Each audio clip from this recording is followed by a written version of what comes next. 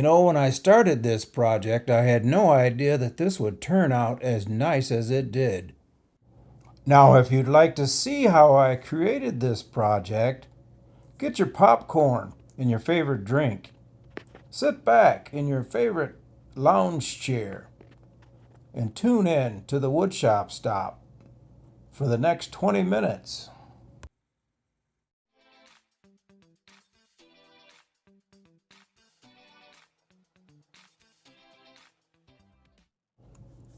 When I started this project, I really didn't have any idea what I was going to make. But I had these cookies. These are poplar. I cut these a while back, maybe a year and a half, 2 years ago.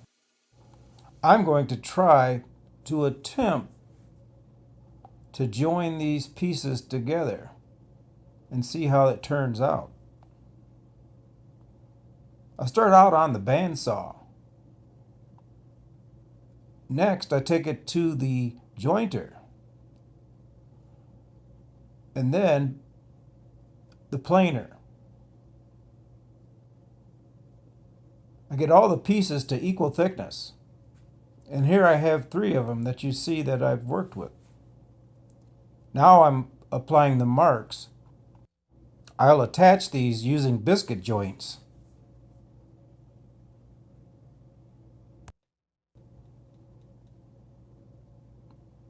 You can see the grain patterns and figure in this wood is really magnificent.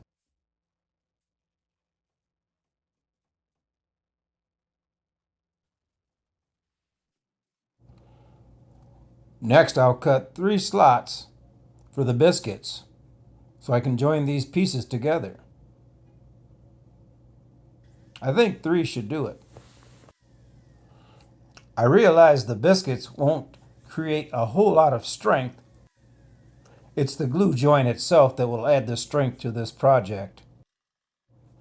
The biscuits are for alignment more than anything, to give you a nice flush surface, and it usually works pretty good.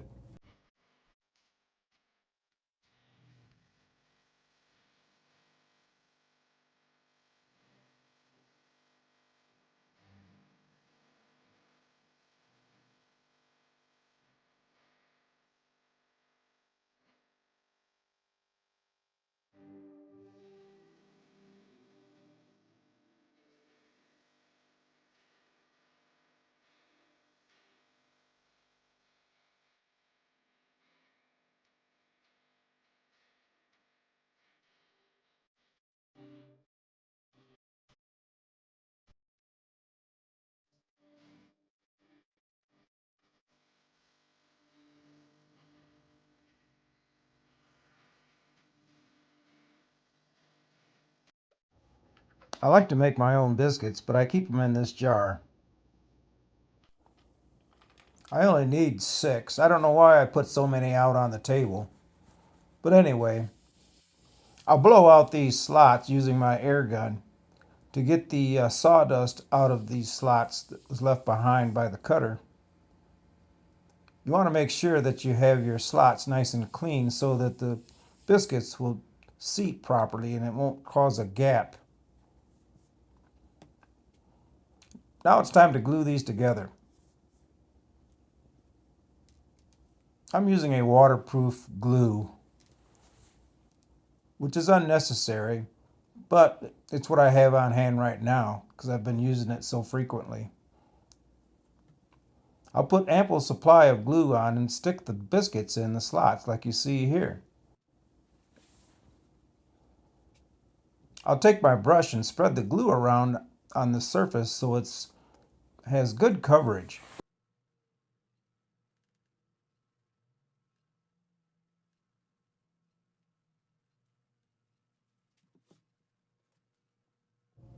I'll repeat this step on the next 2 pieces and then we can join this assembly together. I want to make sure that I use plenty of glue because this wood is really dry and it soaks it up, and I want to make sure I've got a good bond.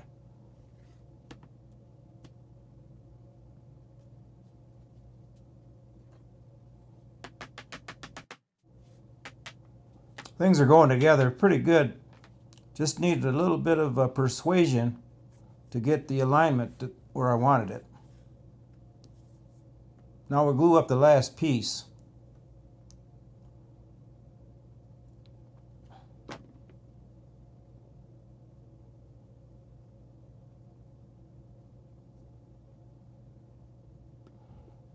I know some out there will probably say, how come you don't have something down on your workbench? Well, it's a workbench, and I'm not really concerned about glue getting on the workbench because I put wax on my bench quite frequently, and the glue doesn't stick to it like most people would think it would. That's a tip for you. Bonus. Wax your bench top frequently, and glue won't stick to it. Now I'll add clamps. It's kind of awkward clamping these together, but it actually goes together pretty good. Better than I expected. And I noticed that there wasn't any bowing or cupping when the clamps were pressurized. But I didn't clamp them too tight. I wanted to make sure that they were tight enough to pull the joint together. As you can see, I have some glue squeeze out coming out of the joints there. And I wanted enough pressure to hold it together while it dries. It's completely dry now, and I've removed the clamps, as you can see. This is a step that I could have done earlier, but it doesn't really matter. I'm doing it now. I'm using a wire brush to clean the bark areas. I'm not going to take the bark down completely, but I'm just going to make sure that they're cleaned off good enough. And now I'll do a little sanding to kind of smooth out the areas. Remove some of the glue in the joint. And now it's time to pour the epoxy. I have a 1-to-1 ratio mix epoxy, and I've got just what I need in these cups measured off. And I'm joining them together, and I'll mix it. I'll mix it for 5 to 10 minutes. Make sure it's thoroughly mixed.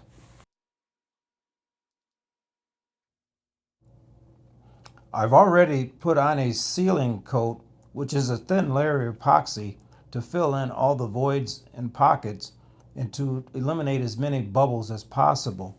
And you can see the wood did change color from when I sanded it to when I started pouring this epoxy. You could see that it was much darker. But it's important to put a thin coat on and let that dry before you pour. It will help to alleviate the bubbles. I'm using a piece of vinyl to spread this epoxy around. It works good. I thought about it for a while on what I would use for a base for this top that I made. And then I went to my wood pile to see what I had available. And I found these two pieces. They don't look like much, just probably throwaways for a lot of guys. But I decided I'd work with them. You can see that they're pretty rough sawn. I cut these out with a chainsaw over 2 years, maybe 3 years ago. Now I'm trying to figure out how much waste I can get rid of to get straight edges. Once I did that, I took these over to the bandsaw and cut off just a little bit of waste. I'm not going to be able to get a complete edge on these boards because they're so tapered, but I figured out something, and you'll see.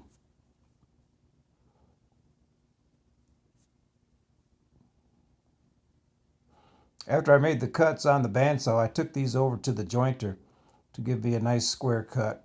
I attempted to get the face squared to the edge as best I possibly could.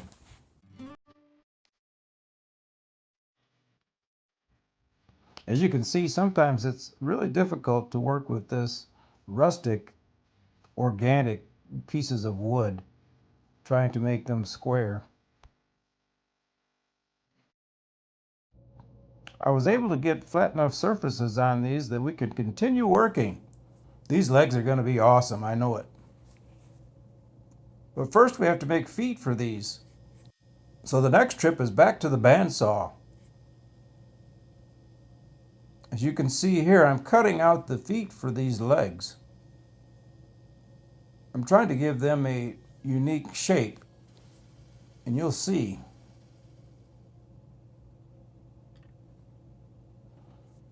Now I have to figure out how I'm going to attach these pieces to the bottoms of the legs. And I've come up with an idea to use lap joints. I'll create a lap joint that's the thickness of the foot and glue that and secure it with dowels to the leg. First, I have to establish the height of the foot that's going to go on the leg and where my cut line is going to be, as you can see here. Then I have to figure out the thickness of the foot, and that'll be the depth of my cut, as you can see here. Now we're on our way. I'll do the same with this one, and then we'll figure out how we're going to cut this lap joint. I decided to use the router to get the lap started. What you see here is I'm cutting a dado, and that is actually the establishment of the top of the foot where it's going to attach to the leg. And then I'm setting the depth of the cutter to go the thickness of the foot. And this is just going to be a starter. As you can see now, I'm at the table saw. This will allow me to cut the waste away and not have to worry about where my top of my line is for my foot, or whether it's square or not, because I've established a square line and I'm not really confident in the edges that I've got on these organic legs. So I can stay well enough away from that top line and remove all the waste using this dado blade. I got the dado blade set to about 750, 3/4 of an inch. And that removes plenty of stock with just a few passes.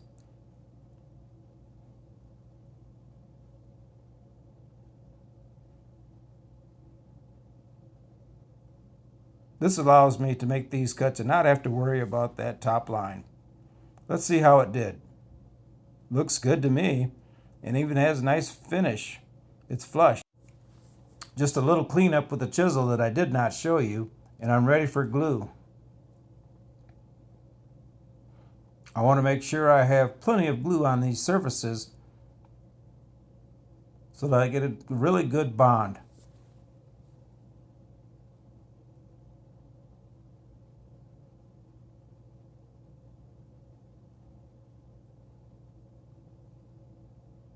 Add a few clamps to this and wait for it to dry overnight.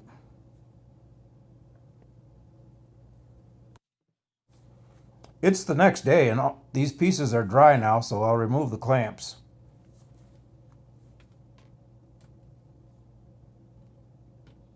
And they look pretty good, just like I envisioned them. Look at there. There's no drawing up a plan for this kind of project. This comes directly from the mind.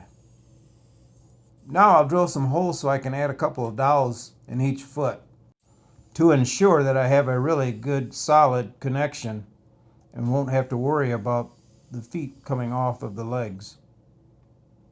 The glue is probably strong enough to hold those on forever.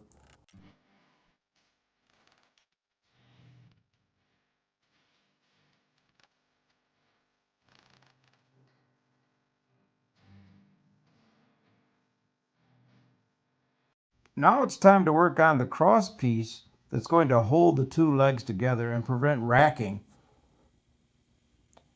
This is another piece of poplar,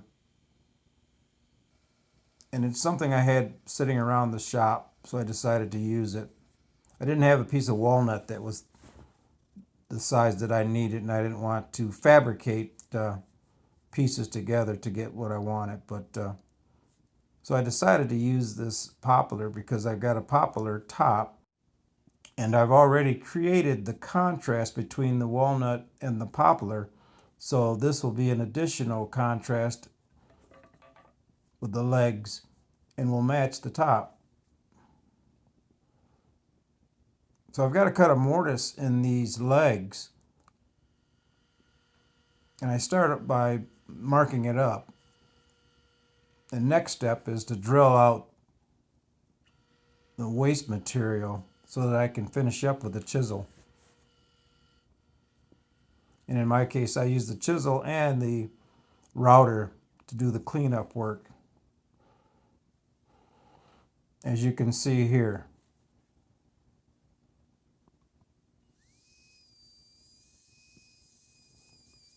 I use the router to come pretty close to the line, but not real close.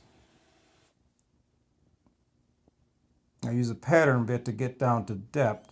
I started at the top and then put in the pattern bit to go deeper, and that's taking it to the full depth.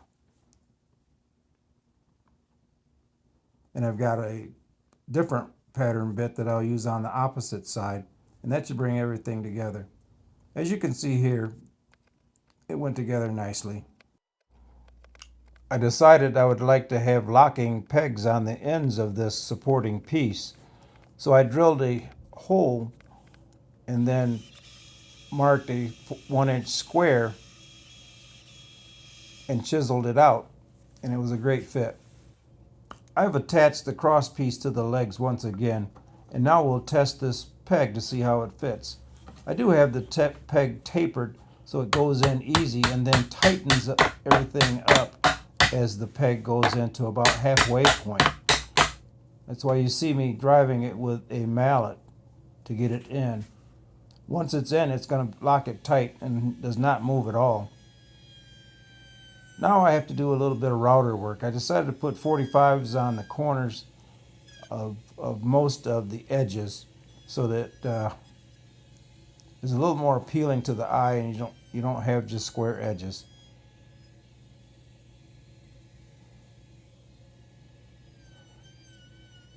I stayed away from the real thin parts of the leg and worked on the beefier parts and the feet. Once I got that done and got all my sanding out of the way, I didn't show you all the sanding that I did. It was time to apply a wax oil. And you can see that this walnut is really starting to pop once I'm applying this wax oil. I really like the way this is looking.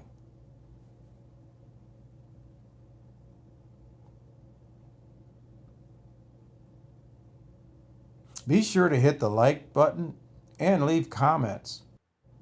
If you can think of someone else that would like to see this video and enjoy it, please share the video and hit the bell notification to be notified for future videos from the woodshop stop. If you've made it this far, thanks for taking the time to watch my project. Now I've got these legs coated pretty good with that wax oil, and now I have to let them sit for an hour, and then I can wipe off the excess. The wood's going to soak up a lot of it, so there shouldn't be a whole lot of excess. I've let the wax oil dry for 24 hours so that it can cure properly. Now it's time to assemble all the pieces to see exactly what we've got and how it looks. The cross piece looks a little bit darker because I gave it a coat of shellac and then wax oiled it.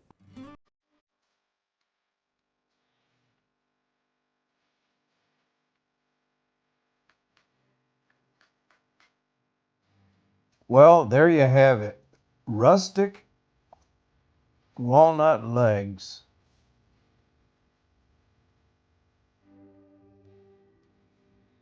And here you have the completed piece. The top was attached using figure eights. I hope I have inspired you to start your next project and to do something creative that comes from the mind. Thanks for watching the video. Please subscribe to the channel if you haven't already subscribed and hit the like button. Till next time, this is Raj.